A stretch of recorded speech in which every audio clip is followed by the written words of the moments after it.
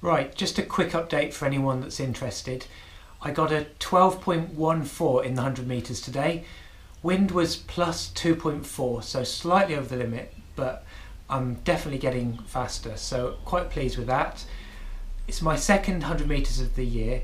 I actually did one indoors a couple of weeks ago and I got a 12.38, so that was okay as a start to the season. Last year I got over 13 seconds for my first race, which was pretty embarrassing, but if I was able to get that right down to 12.3, and I've now started at 12, well, low 12s, then hopefully I'll smash that 12-second barrier very soon. I really hope so, because I want to get on with getting down into the 11s. So got to stay optimistic, but it's not just hoping and wishing I could be faster. It's actually, you kind of know if you could go faster, and I know that I could, because it's about converting the power that you've got into stride and speed. And the more you know about sprinting, the more you know if you're converting that power or not. And I felt today that I could have gone faster. I could have put more power into the ground. I could have had even longer strides, because I'm working on lengthening my strides, getting better at that, but they could still be longer. And as ever, my start isn't that great. So that's a great thing about sprinting. So much technique involved that there's room for you to improve and to find those extra hundredths or even tenths of a second for a long time after you start. So for someone in my situation, I started after 35 and I'm very nearly 40 now, yet I'm getting PBs, or PRs as you call them in America, and I think I'll continue to do so, because I think for someone in my situation, you have years of technique helping you to get faster before the age starts to reverse that. So it's actually a good way to sort of still feel like you're young and you've got a sort of exciting goal. So yeah, I'm loving it. Sprinting is fantastic. I'm enjoying it more every year, and I will enjoy it a lot more if I can get sub 12 and keep getting faster. So yeah, I did some 60 metre races in the last couple of months. I wasn't very pleased with them, but they were good experience. I think I got 796. Was it 798 and 796 in the first one. Then the second one I got 793, and then I got 792. Yeah, well, the best was 792, and I think that was the same day as I got 1238 in the 100. So I'd hoped for sub 7.8.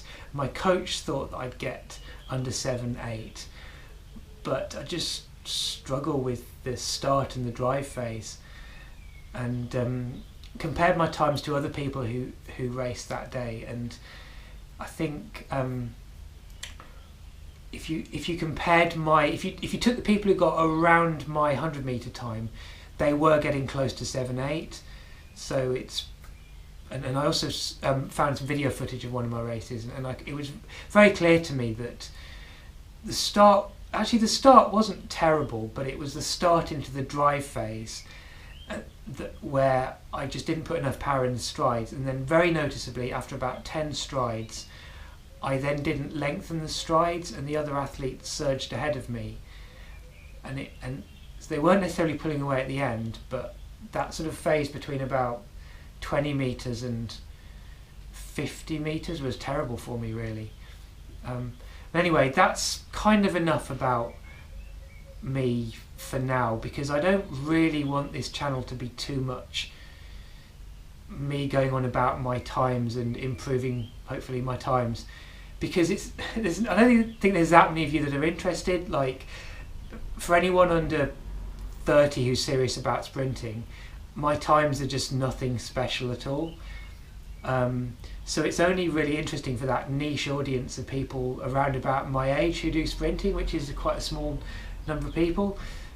So obviously I can try and make it interesting for everyone, but really I want to get a bit more scientific and use what I've learnt about sprinting to help a wider audience, you know, and not just sprinters, but you know, what it says about fitness generally, and what you learn about nutrition, what you learn about the body, biomechanics, you know, all these different things. But those sorts of videos take time to research, and I just felt like I haven't had the time recently. I have been doing a lot of reading and research. It's just turning it into videos that are worth uploading. So anyway, watch this space.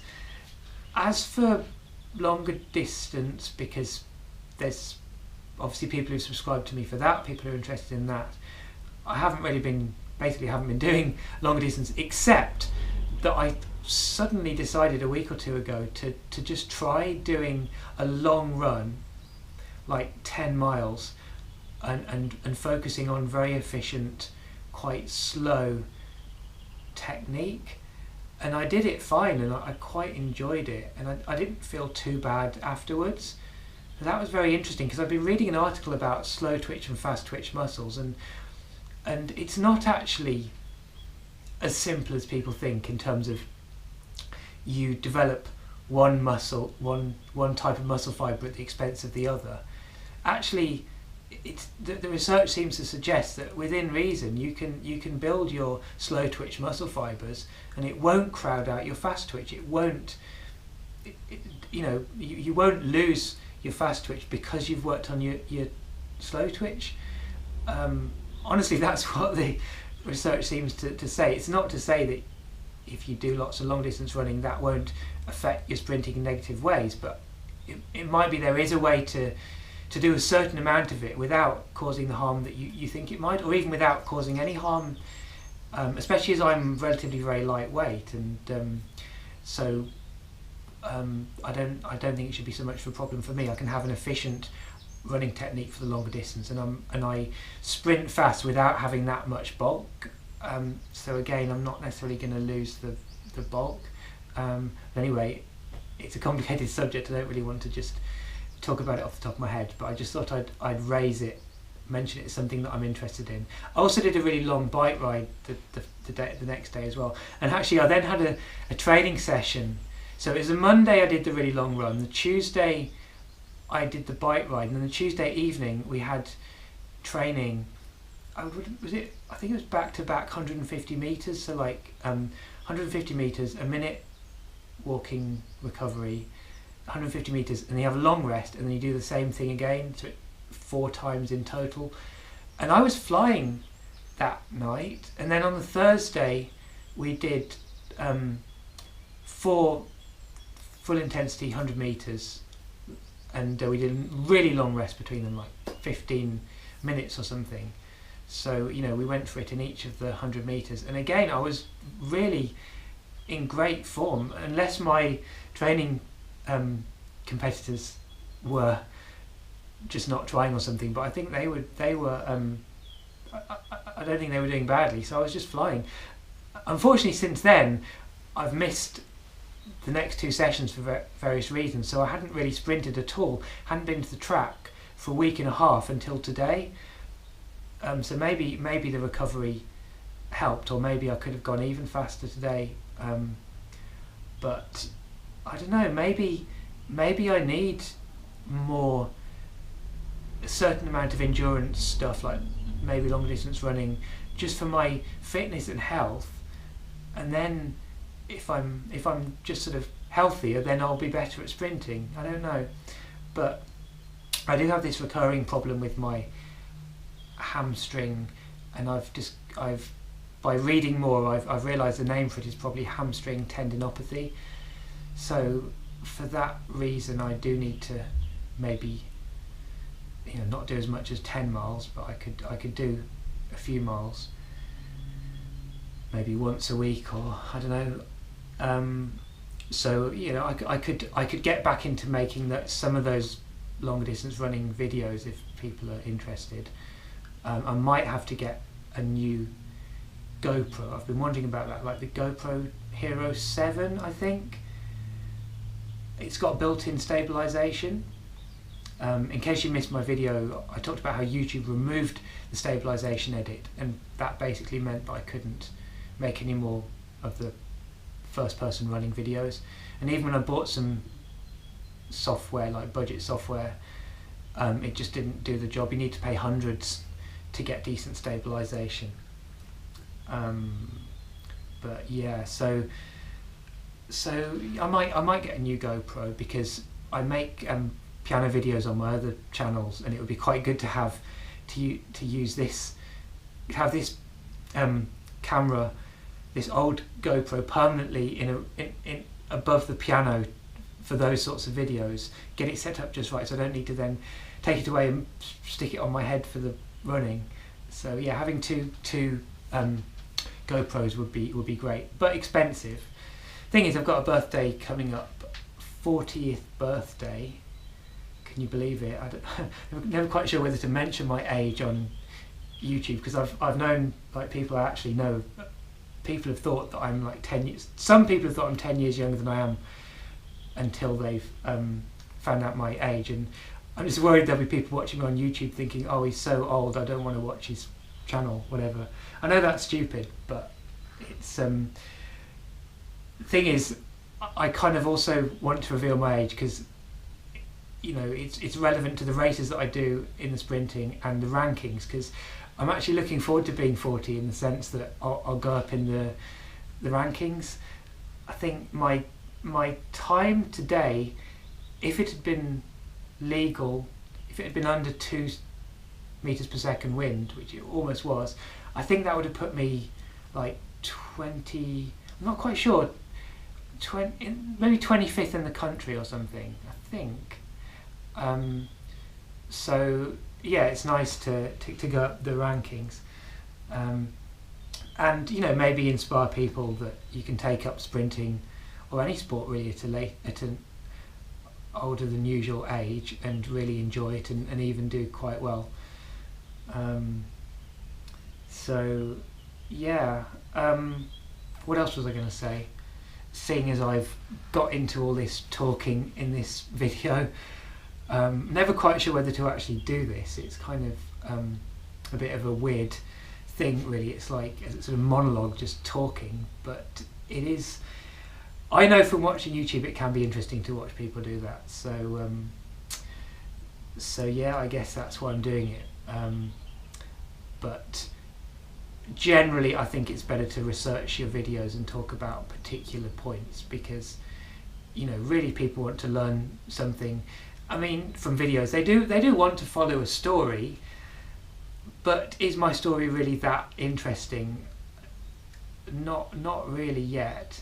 If I were to drop another second and go sub 11 seconds in my 40s, well, that would start to become interesting. But still,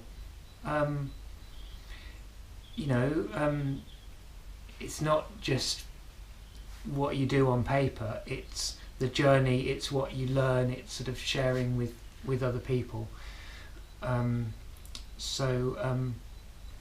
Yeah, why am I going on about YouTube and why I do it or not do it? It's getting a bit too deep. I guess it's because I'm trying to, while I'm talking, I'm trying to remember other things I was going to say. Just random things. I got some new spikes. I got half a size bigger, so I think that helped. That might be partly why my times are improving. I've been looking at Reddit. Find Reddit quite useful, because, you know, people are always posting questions about sprinting, and then some quite knowledgeable people are answering them. So I kind of check that every day now. I might even post on there myself. I'm not quite sure. I kind of want to be more of an expert before I start throwing in what I think or trying to advise people. Oh, by the way, I hope this video isn't too dark, like with the lighting. That's one of the reasons I often don't make videos, because I'm waiting for good lighting conditions. Since YouTube's, as well as the stabilize edit, they got rid of the image enhancement stuff, so my videos always used to be quite dark, and I'd use the brightening and colour, what have you, to improve them. I can't do that now. But I knew I just had to force myself to talk in front of the camera and make a video, even though it's getting dark, so I've just gone ahead and done it. What else have we got? Just random things. I mentioned my 60 metre times, didn't I? I did a 200 today, 24.8. Nothing special. I don't think I was actually trying properly. I realised I wasn't really sprinting the first 100 of it. Yeah, I'm hoping to get close to 24 this season. Nutrition, I've changed my mind a few times about that. I'm kind of back to more of a traditional athlete diet now, going back 20 years or so. So I'm just having less fat, less salt, but not very low salt, but less salt, more carbs. So like plenty of pasta especially. I'm not making such a massive effort to have loads of protein, but I am having protein. Vegetables, fruit, fibre. I was having fairly high fibre, but now I'm kind of not worrying too much about that. So basically quite low fat, quite high carb, moderate protein, sugar from fruit really. I am cutting down on sugary snacks, even though I love cake and treats and things. But it's not really the sugar that I think is a problem, it's just more the nutrients. So also it's kind of like the Kenyan endurance athletes diet. I think they have sort of like, what is it? I can never remember if it's percentages or absolute numbers. I think it's like roughly 10% of their calories from fat, 10% from protein. Would that be 80% from carbs? Sounds like a bit too much, but certainly it's pretty high carb.